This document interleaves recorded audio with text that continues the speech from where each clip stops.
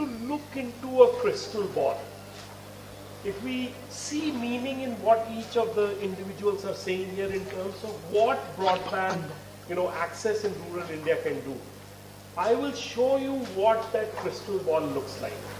I will show you an exact change, a transformation that has happened in a remote place called Harisal, where we went from zero internet access, in fact zero mobile access, to high-speed internet access, and what it did to that village. So it's almost like looking into the crystal ball. If the individuals to my right and the individuals to my left, if they could succeed, and we hope they would, and that's why it's so important for me to share this, because it tells you where we could end up with those 600 million people that live in rural India. My summary statement here is, broadband access to rural India is like breath to human body. You cannot live without that. So let me, So, okay. So, we just quickly set the slide. I don't want to waste too much time. So before the slides get started, and I'll run it through in less than 3 minutes. The story is in my head. When we first went to this village, to give you a sense of this place, this is in the back of Bahai. It takes about 4 or 5 hours from Nagpur by road to travel to this place, which was considered to be the malnutrition capital of India. Very high infant mortality. No mobile access. When I say no mobile access, the first time I went there, my boss called me about 30 times that day, and he couldn't get me on my phone. So that was the broad state of affairs. It was a village chosen as the hardest of the hardest because it was chosen between Mr. Fadnavis and Mr. Nadella in the sense of if we could transform that, then others would become an easy story. So what we realized from that place was that the number one requirement, the absolute number one requirement was this requirement of connecting the villages. And we used a very innovative technology. I was actually very interested in what Mr. Babu said. 15 crore individuals out there that are less than 1,000 per village, which tells you that it is not economically viable for any of the TSPs to provide technology using current technology, which means we must be open to adopting new technology. That's exactly what we did in Harisal. We used a technology called TV white spaces, and believe it or not, it took us 9 days, all the way from the time we got the license or trial license to implement this technology, to the time when we had 20 megabits running in that village. I remember it was May 9th, we got the license, we ordered the equipment arrived from US, it took about 3 days, it landed in Mumbai, it took 48 hours for the equipment to ship to Harisal, which is about 1700 kilometers from Mumbai to Harisal, and when we unpacked the equipment, it took us 8 hours to implement this high-speed network. And my first conference call with people in Harisal was on Skype, a high-speed connectivity. But we didn't stop there. What we realized is that there is a yin and the yang, and we must consider both. A pipe that is just a pipe will not work. So as the broadband initiative is looking at things, they should also look at what are the essential services that must ride on top of this pipe, so that when you enable the pipe actually gets used. Otherwise, it's like a pipe that you've connected, but you haven't thought of what comes out at the end of it. So you must create that demand right from the beginning and think about it. And our plan was to look at 5 pillars. Bring this infrastructure quickly, bring it speedily, and bring it cost effectively. All the 3. So once we had put this infrastructure in place, the first thing that we did was we said, what are the goals that we have? Once you bring this broadband, what then? And the fundamental thing was you must somehow figure out how you will increase the primary income of the people in that area. Unless you do that, they won't be able to pay for the use of this pipe. So we started looking at what does that mean, and it went into two areas. One was in creating ways and means in which agriculture could be promoted. And so we looked at areas on enabling digital agriculture, providing access to the people, providing advice to the farmers, and so on and so forth, using, mobile applications. That's number one. Second was skilling them. How do you use this pipe to skill them? So we established a digital classroom. It was a 40-foot container, and you have to see to believe it. One fine day there was nothing. The next day there was this 40-foot container that was sitting with all the computers inside there and connected. And we used one of the partners and an agency. We used one of the partners to provide digital content there, provide skilling and training. This was actually the Dayalbagh Educational Institute, which has interesting access into rural areas. So that was skilling as a way of increasing primary income. The third element was looking at healthcare. We realized that this place is very unique. People have eye diseases and stuff like that. Now, how do you solve that? So we started looking at telemedicine as an answer, and we again found out with the help of our partner Hewlett Packard, we were able to establish a telemedicine center inside a box and connect that telemedicine center to Amravati, where the doctors could then provide this service on a regular basis. And the last part of it was actually thinking of a specific problem that rural village had, which was eye diseases. Now, we then were able to connect with LV Prasad Eye Care Institute and create a digital optothalamic connection. What that meant was a poor villager sitting in the middle of Harisal, who 8 months back did not even have mobile connectivity, could now get his eyes examined using the power of internet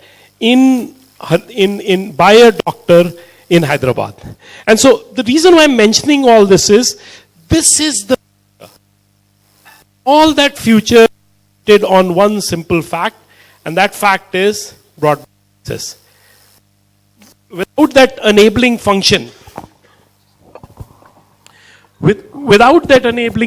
none of it is possible. And therefore, my summary statement, broadband to rural India is breath to human body. They cannot not exist in synchronous. So with that, let me just take 2 minutes to play this very interesting video, and you will see what it is. I'm not going to do the slide presentation for want of time. If you can just play the video, it'll be great. And don't tell me you can't.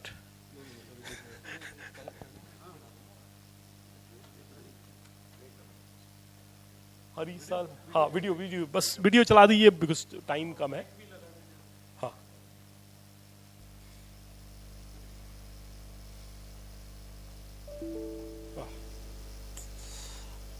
Okay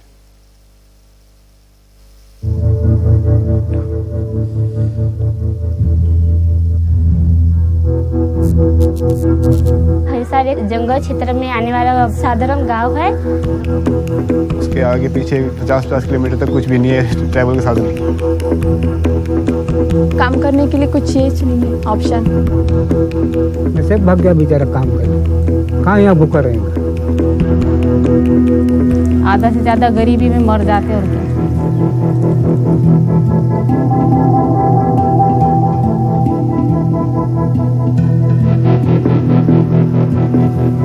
Government of Maharashtra and Microsoft Corporation have entered into an agreement to develop the first digital village of India in true sense.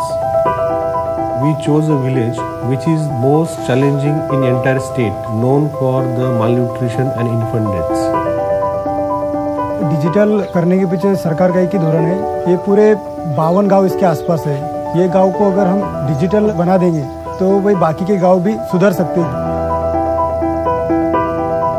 TV white space uses the residual frequency of the television transmission. तो हमने जगह spot करे कि वह कहाँ इसको लगाना है। एक जगह पे हम बेस लगाते हैं और बाकी एंड पे 2-3 डिवाइस लगाते हैं, जैसे एक ही इस गांव में लगा, एक दूसरे गांव में लगा है। वो एंटीना 25 किलोमीटर का रेंज में कहीं भी लगा देते हैं तो वो कैच कर लेता है टीवी वाइट स्पेस के द्वारा। टीले पे एक टावर लगाने की कोशिश कर रहे हैं। टावर से डायरेक्ट कनेक्टिविटी इजीली होएगा, इंटरफेरेंस लेवल से थोड़ा ऊपर से कनेक्टिविटी रहेगा। और वो रूटर से सभी गांव में ये इंटरनेट की वाईफाई सुविधा उपलब्ध करे। वो डब्बा के अंदर ही है टीवी।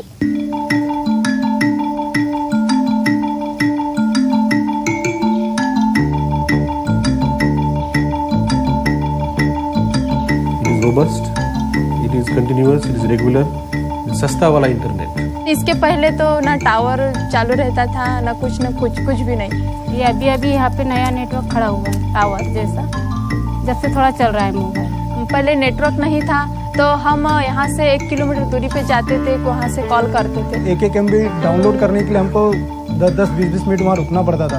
अब नेटवर्क आने से हमको इतनी सुविधा हुई है कि उधर जाने की जरूरत ही नहीं है, हम घर से भी कॉल कर सकते हैं। वाईफाई चलता है तो हमको दिन में 1.5 GB फ्री मिलता है।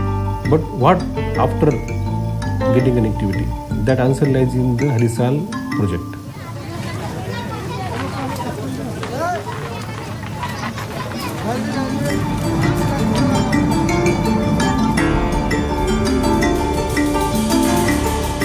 मंडी में भाव पता नहीं चलता है, यहाँ के लोगों को कम दाम में बेच देते हैं।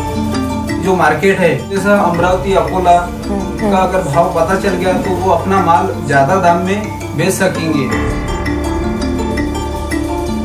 अभी वाईफाई की सेवा से मुझे बहुत भावों का नॉलेज आ गया है। शक्कर में ऐसे 3800 में लेता था, ऑनलाइन देखा मैंने तो मुझे 100 रुपये का डिफरेंस मिला।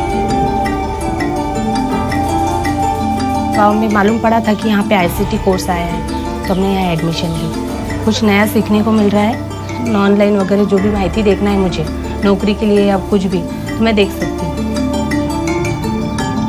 ये कस्टमर सर्विस सेंटर है। Income certificate, domicile certificate, caste certificate issue किए जाते हैं यहाँ से। मुझे कोई भी सिग्नेचर लेना है तो मुझे धारनी जाना पड़ता है। यहाँ से धारनी 25 किलोमीटर पर है। अभी इंटरनेट आने के वजह से डिजिटल सिग्नेचर से सिग्नेचर हो जाएगी। मुझे सिर्फ कस्टमर को यहाँ पे प्रिंट निकाल के देना है। बड़े बड़े बीमारी का डॉक्टर यहाँ नहीं है उपलब्ध। दवाखाने में एक ऐसा यंत्र आया है जिस यंत्र का दरमियान डायरेक्ट मुंबई के डॉक्टर सामने सामने बात कर सकती है, उस डॉक्टर को अपना समस्या बता सकती है। ये सर बिल्कुल दिख गया मुझको। वो ये जो इंफेक्टिव स्वेलिंग नहीं लग रही है मुझको यहाँ से, और इनको कैटरेक्ट है आदमी को। ठीक है सर। ये कंप्यूटर की वजह से बच्चे ख्याल देने लगे और उनको एक अनोखी चीज जैसा मिलने लग गया है। बहुत ज्यादा इंटरेस्ट आ रहा है। मतलब बोलते हैं कि टीचर तुम इस पर ही पढ़ाओ। पहले मतलब जब मैं यहाँ पर आया था तो कंप्यूटर सिर्फ ऑफलाइन पढ़ाता था। ये थियोरेटिकली ज़्यादा समझ में नहीं आता। और अब जब इंटरनेट आया है तो उसमें हम बच्चों को ये बता सकते हैं कि हम किस तरीके से लॉगिन करना है, किस तरीके से ईमेल करते हैं, ये हम ऑनलाइन अच्छे से समझा सकते हैं।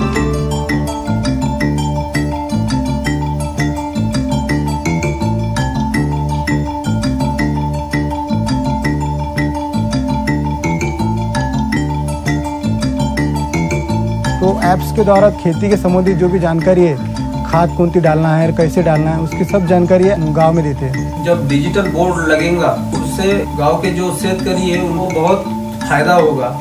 अभी कुछ महीने कंप्यूटर सिखाएंगे तो मैं भी सीखूंगा computer.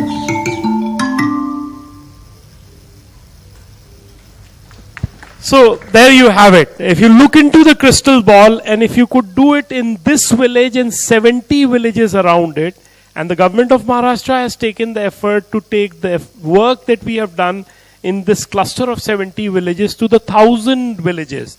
So that by itself is a reasonable scale. But imagine if you could look into the crystal ball, bring this broadband access and do it to 650,000 villages. What would it do to the rest of the country? So I'll rest my case there. Thank you.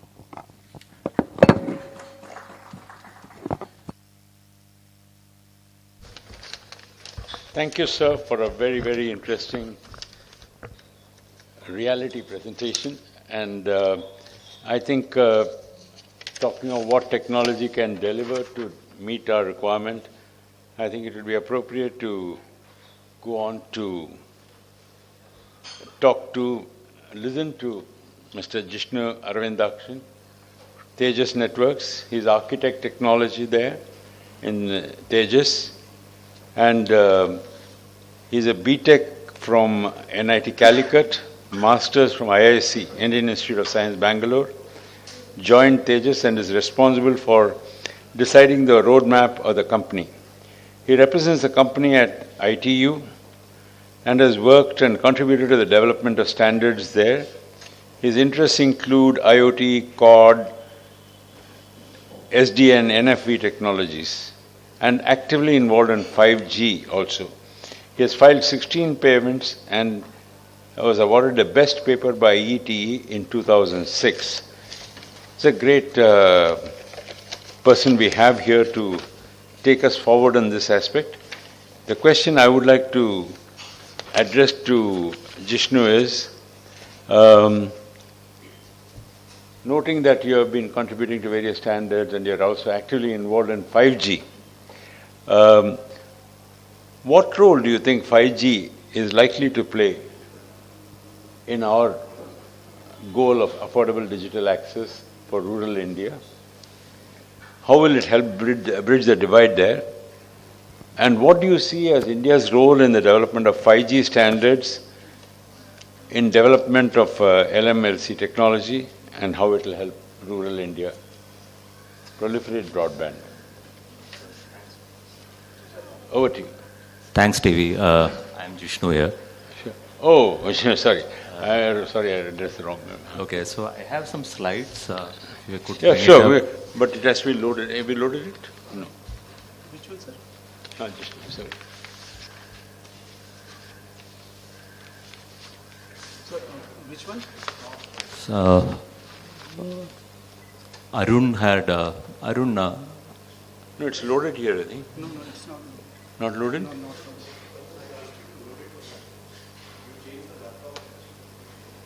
Yeah, so maybe I'll start while you load. Yeah. So I'll show you the chart on what has happened till now on the Bharatnet phase 1, whatever the deployment has happened. So the BBNL, whatever the lat long which they have published on their website, we have taken it up and basically drew it on the map of India. And then we can see that it's not covering all the villages. It's basically coming to a Gram Panchayat which usually is an administrative headquarters. So it's not like right at the center of all the villages that you have a Gram Panchayat. So it doesn't cover most of the villages. So you would have to extend from Gram Panchayat to villages through some mechanism. So for that, as Umang sir was mentioning, we need to connect to a tower which can connect through some technology to reach to the villages, the wireless technology, because you still need to cover the middle mile and the last mile, because that part is still not done. So we have deployed from Tejas network close to 30 to 40% of the Bharatnet phase 1 ONT location. What we see here is that though we have Wi-Fi access at that location, it's usually only restricted to that Gram Panchayat office, or sometimes that office is closed or whatever. So you can't get even connectivity. They switch it off and go away. So if you have to take it to the next level, you would have to first connect to a nearby tower. So I would request even Umang to actually get all the tower location lat long also published. So we have some of those data, but we need that data to be in public domain, so that you would know what is the distance from each Gram Panchayat to the tower.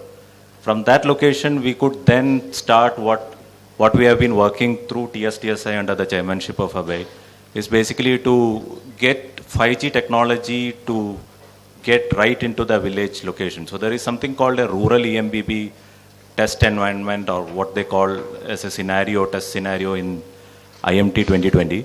But that used to cover only for the developed countries. So the rural area in most of the developed countries is basically the train used to pass through that rural area.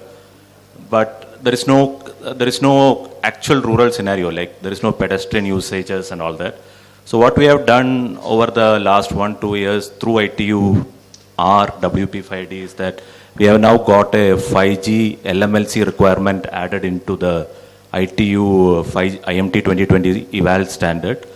That would allow you to basically, it more or less covers the Indian rural scenario and also the user or the device distribution in that area.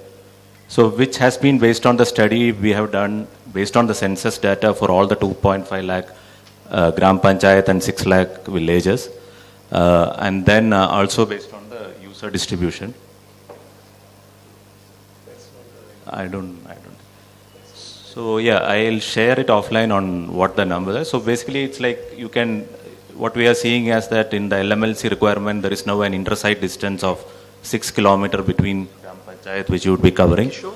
And then the device distribution would be like 30% would be stationary, 30% would be nomadic, and 20% would be sort of the car usage scenario. So this is already part of an evaluation criteria configuration in IMT 2020. So any 5G standard, whether it's based on TV white space or on the Wi-Fi extension or 3GPP based, would now have to meet those requirements, and that would more or less cover all the 5G requirements in India, like will allow the last mile user to connect to the internet broadband and enable all the services which Prashant was mentioning. Thank you. Thank you. I'm sorry about the presentation not coming through because it was PDF, I think. You will be sharing that with us of data. Thank you. I would then like to address my next question to Dr. Vijendra Jeff. He's head business development from Health Cubed India Private Limited. Has held a number of senior positions in hospitals before Health Cube. Health Cube has next generation diagnostic systems and is an integrated, innovative, tablet-based portable instrument capable of doing several POC diagnostic tests in minutes and help in faster clinical decision making and improving compliance. Health Cube incorporates a range of urine and finger prick based rapid diagnostic tests along with diagnostic algorithms and applications. Dr. Jeff was instrumental in writing the algorithm for the applications and has an excellent experience in this area in adolescent health programs by Ministry of Health, etc. He was also instrumental in the selection and creation of markets for Health Cube, introducing the company to CSR activities in this area. And he has established Health Cube in international market in Africa, Angola, that is Nigeria, Senegal, Kenya, South America, Asia, etc. So we are very lucky to have him here today, and we would like to hear from him. How do you see, sir, the e-health services taking off in the rural areas based on your experience and knowledge in this, and what are the barriers that we are likely to encounter, how we should go about it, how can we address this?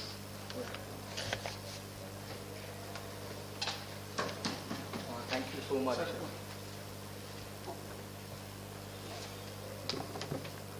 Thank you so much for giving me the opportunity to speak over here. Coming to e-health, we all know that we have very few doctors, nurses, lab technicians and labs available to the guidelines of WHO. When we compare it to the guidelines of the WHO.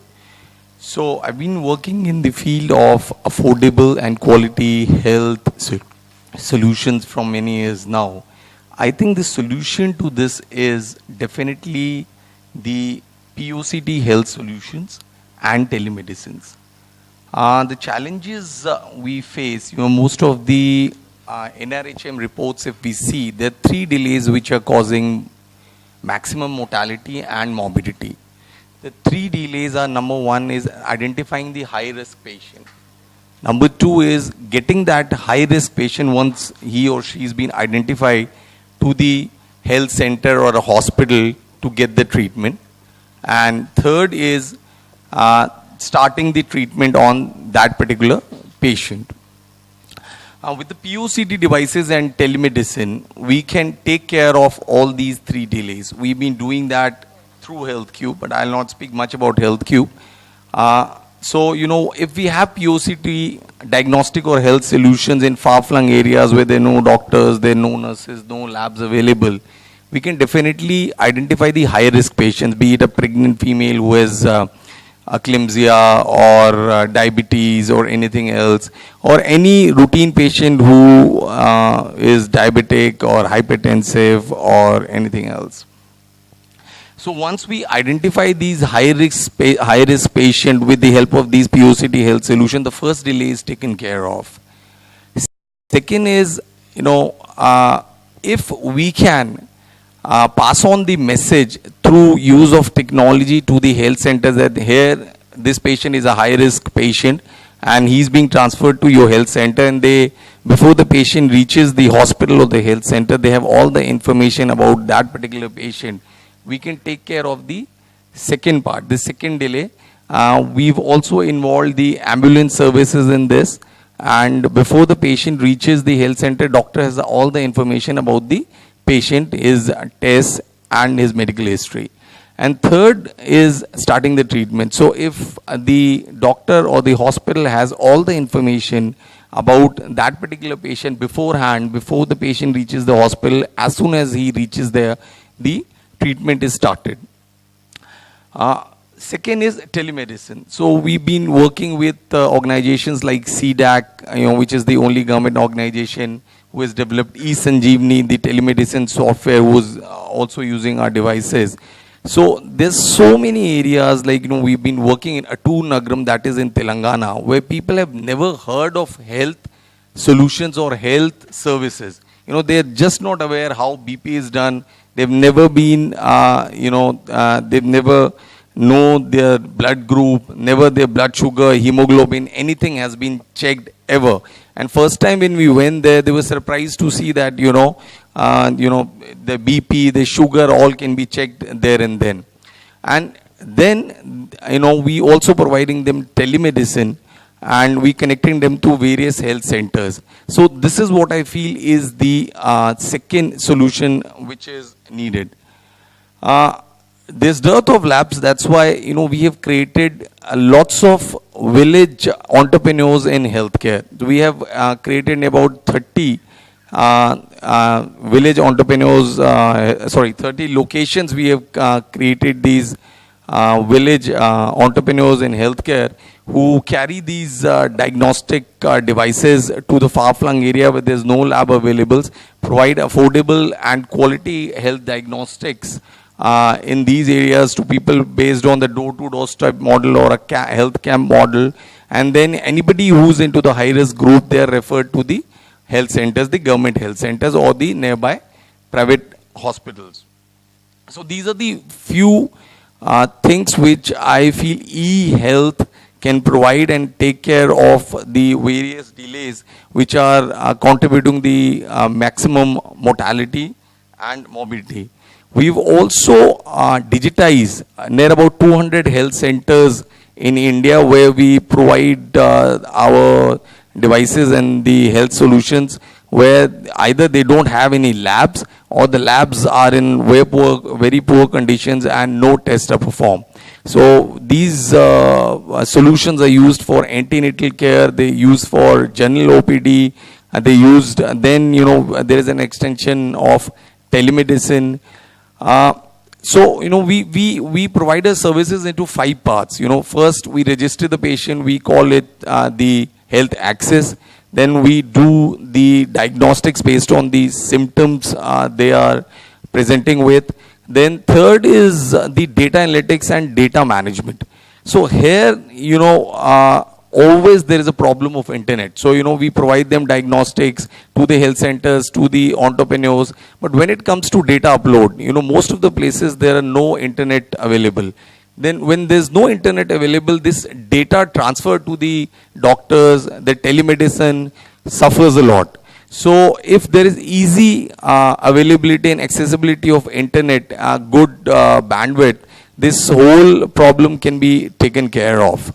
So this is what I feel how e-health can contribute, the challenges and the way forward I feel is that, the accessibility and availability of internet, cheaper internet and with faster bandwidth. Thank you. I'll just make one quick comment, and it's a trick question and I want to see how we'll answer it. If you have to get your blood work done and your urine done and you want your report out in Delhi today, if you give your blood work today, how long does it take before you can get that information back? And I think most people will say at least 24 hours, right? At least 24 hours. What he has done, the remarkable innovation that he has done is, in that box, he can do your blood test and 36 other tests, including ECG, etc., and get you that information in about 3 to 5 minutes. In 3 minutes, or between 3 and 5 minutes, he'll tell you this is your blood sugar, this is your tests and so on.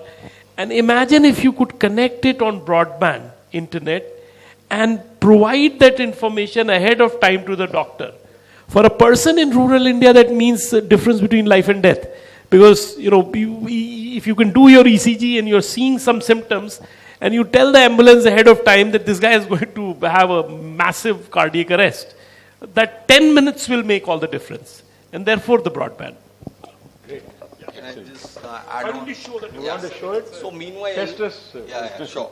So meanwhile, my colleague Prashant will just perform blood pressure, or probably you can take the oxygen level as well. So please, you have to take out your coat, please. So at various health centers where we went, how the diagnostic services were provided, I'll just give you a brief. So the person used to come to the health center on first day. The doctor used to see him or her. Then, in case any diagnostics required, he used to write that, these are the tests which needs to be performed. On the second day, they used to go to the lab and get their test done. And I have not come across, I have worked in various government hospitals, I have not come across any government hospital, probably apart from AIMS, which put their diagnostic results of a patient on online. You always have to go on third day and collect your report, and then on the fourth day you go to the same set of doctors again to get your prescription written.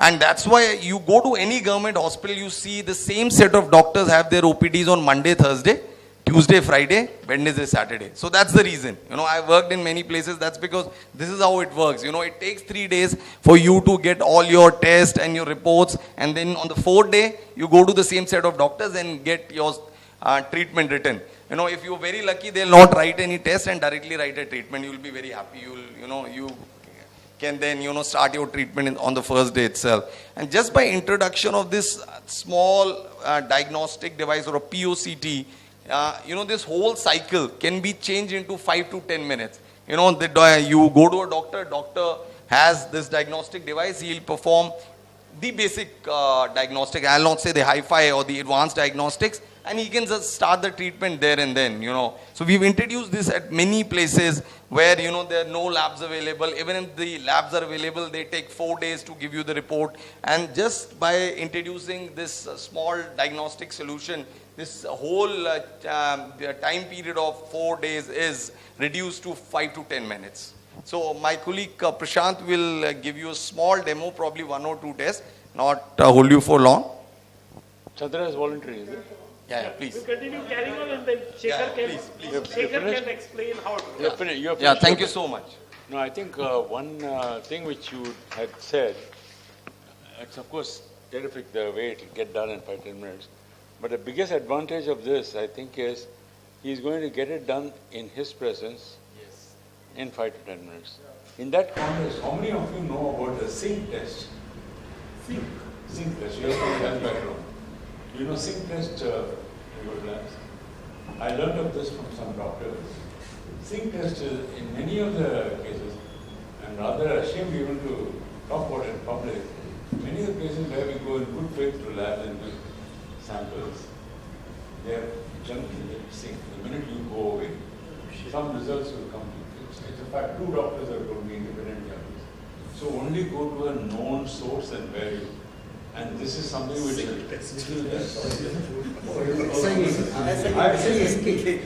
Mr. Ramachandran, that is the most interesting thing. He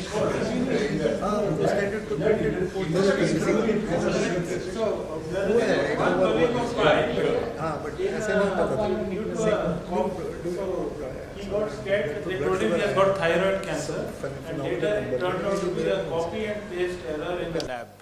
Yeah, wait for this. All this 3 days, 4 days is only for them to. Yeah.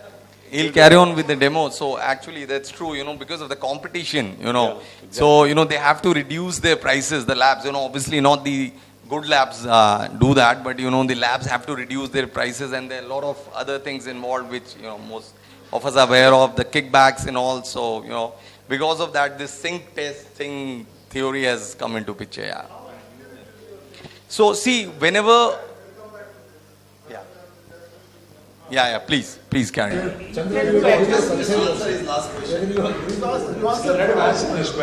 Yeah, so as far as the accuracy is concerned, WHO and other organizations have provided standards and standard bias which is allowed for the POCTs, and we qualify in all those standard bias. So obviously it cannot be as accurate as the lab. Obviously, these are hematology analyzer and biochemistry analyzer, but they have allowed standard bias, say for example plus minus 7% or 10%, which doesn't affect the medical judgment.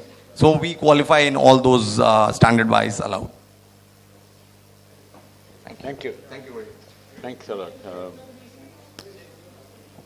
So we in the process of adding on HbA1c, honestly speaking, till now, we have not got into wet chemistry.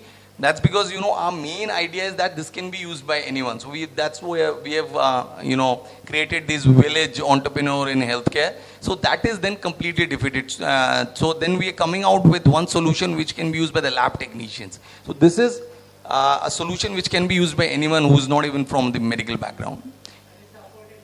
It is very affordable. That's because, say the pregnancy test is done in around 8-9 rupees, hepatitis B in 8-9 rupees, then, hepatitis C in 20 rupees. So most of the tests are between 5 rupees to 25 rupees. Fantastic. Okay, we'll deal with all those later. Yeah, sorry. I'm sorry. The only reason why I had invited him is this is what internet does. Yeah. Riding on top of it. Without that, it will not work. Right. Thank you. Thank you. Thank you so much. We'd like to next go on to Dr. Mahesh Uppal. Dr. Mahesh Uppal is very well known in this industry. He has been for over 20 years. I'm not going to go into detailed introduction about him. Happens to be a very personal friend of mine. He's been over 20 years in this industry, and I know him since that time. But he's got a very formidable background, intimidating background. St. Stephen's College, IIT Kanpur, City University London, Indian Institute of Science Bangalore, Heriot-Watt University Edinburgh, Cambridge University, Sussex University Brighton. I don't know, there's nothing left, I think. And he's got a vast repertoire of good jokes, British type jokes, having culled it from all these places. I don't know whether he can. So he's a great policy advisor and specialist. I would request him to give his views. We have heard 2-3 people speak on the policy aspects for rural divide. What would you recommend us to consider for the path forward? Thank you, TV. Thank you very much. And I think a lot of what you said is because you're a friend. So I hope people keep that in mind when you evaluate what he's saying. But thank you. The advantage or the disadvantage of being towards the end of a very rich set of interventions is that really there is not much left to say. At best, what I can attempt to do is say some things differently. But a couple of points, though, which I suspect have not been raised. Well, as far as the importance of broadband is concerned, we've heard in this session, as well as in the previous session, some, the case for having broadband is a no-brainer. The In fact, it is an even less of a brainer, if you like, if you allow me to say that, for India.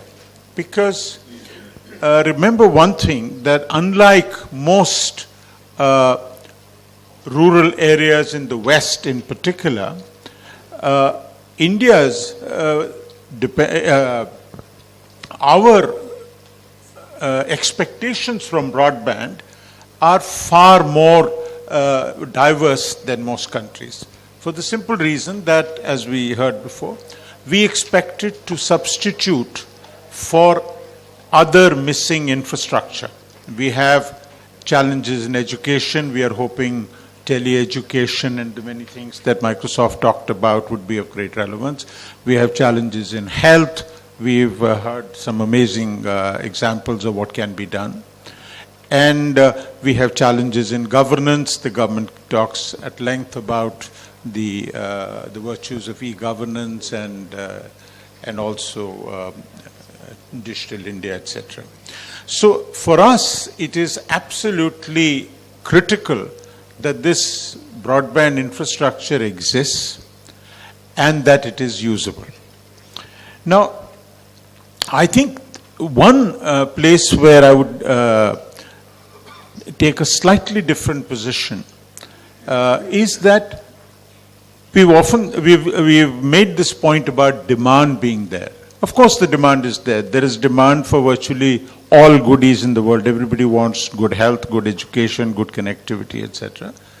And clearly, as far as the solutions are concerned, those two, to a large extent, are coming into being because they're to a large extent being done in a free market or a free technology environment. There are people like Professor Bhai Karandikar and a whole lot of others who have come up with some amazingly brilliant solutions to various technical issues.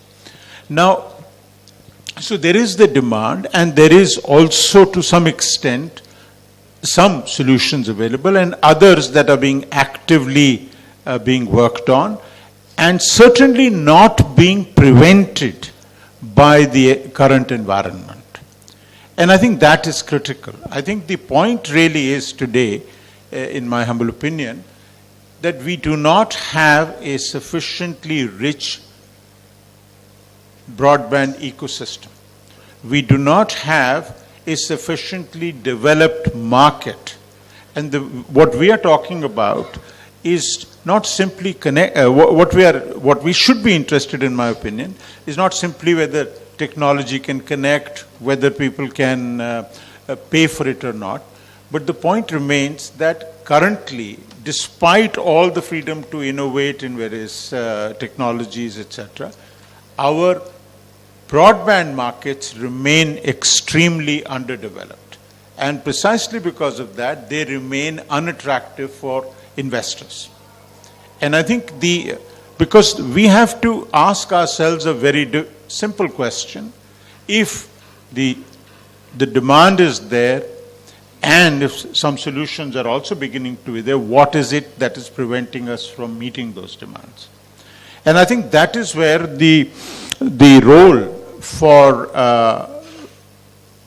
policy making and regulation comes in, and I'll come to that in a minute. What we do know is that for this business case to be viable, or business case to be sufficiently attractive to investors, we will need exceptional flexibility in the digital, in the rural space.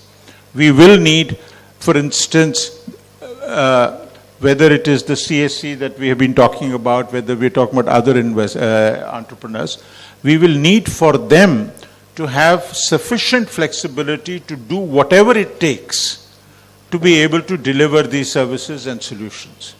Whether, for instance, a CSC might think that becoming a cable operator is a very good way of generating demand, because there is a ready demand for entertainment. For example, this person may well want to provide some health services. There may well be somebody else who wants to provide educational services. The question is whether this is easy to do. And the truth is, it's not. It's not easy to do for a variety of reasons. And I think this is really where we might consider working on. For instance, today, if a person providing broadband-based services in rural areas, by definition, is a de facto ISP, right? Is somebody who's providing internet access, etc. Now, if in today's environment, he or the company that he's working for must have a license, must be willing to provide all kinds of revenue shares to the government, must be willing to comply with a whole range of other services, pay annual fees, pay upfront fees, etc. No, that is not exactly a small amount or indeed a small compliance challenge for a small businessman. And unless this compliance challenge reduces, and unless we are able to ensure that anybody and everybody who wishes to participate or to provide any part of the rural broadband solution is able to do so easily and conveniently, as indeed is possible in a vast majority of developed countries. It's not as if I'm talking about something which is alien to this space or alien to regulation or policy. This is possible. But I think unfortunately, because many of these things require a much higher level of compliance than is needed or indeed is conducive for this business to take off, we will have a problem. Even things like, for example, TV white space technologies, etc. There are huge challenges when it comes to spectrum, etc. Our spectrum policies, etc. will need to be tweaked in a way so that some of these innovations, some of these technologies can be not only deployed but extensively deployed in the market to meet precisely the challenges for which they are ideal. So I believe that one key prerequisite for addressing some of these rural telecom challenges is to recognize that a sector like telecom or broadband is in fact very heavily driven by regulation, and currently our regulation in that area is not particularly helpful to the growth of broadband services. And I think we must also, think of more innovative solutions, and one of them, for instance, is to think of actual rewards for people who are developing markets. For instance, instead of charging for spectrum, instead of charging spectrum usage fees, could we also think of actually providing incentives for people who are developing, who are helping develop the growth of broadband services? For example, if you can actually bring up data usage in this country, a whole lot of things related to the ecosystem will be sorted out. Because the fact remains that unless a large amount of, for example, if the data market expands, even if it means usage of a very large amount of entertainment-based services, its impact on the overall broadband ecosystem will be huge. In fact, we all know that a large part of the internet economy actually is the result of actually the primary activity on the internet, which is entertainment. And I think if we recognize, for instance, that entertainment is central to developing rural broadband and why we need to ensure that data usage increases, we'll go some way. So 2 points. One, that we need to work on improving the economics of rural broadband. But second, recognize that there are very tangible and real barriers to broadband in rural areas, which are essentially licensing and regulation driven, and something would need to be done about it. Thank you. Thank you. Thanks, Dr. Uppal. Taking the cue from you about incentives for people who do innovative things and projects, I'd like to call upon Mr. Manohar Raja from RailTel, who has really been is involved with some very innovative projects. The person who sort of architected the Google hotspots all over 400 or 500 railway stations. He developed a collaborative platform called for broadband delivery called RailWire. He's a person who calls himself an intrapreneur, not an entrepreneur. That is, I think he develops entrepreneurial abilities within the organization to create projects, passionate about innovation, passionate about leveraging technology, and passionate about digital inclusion. He has created this project platform in RailTel, which has opened up B2C opportunities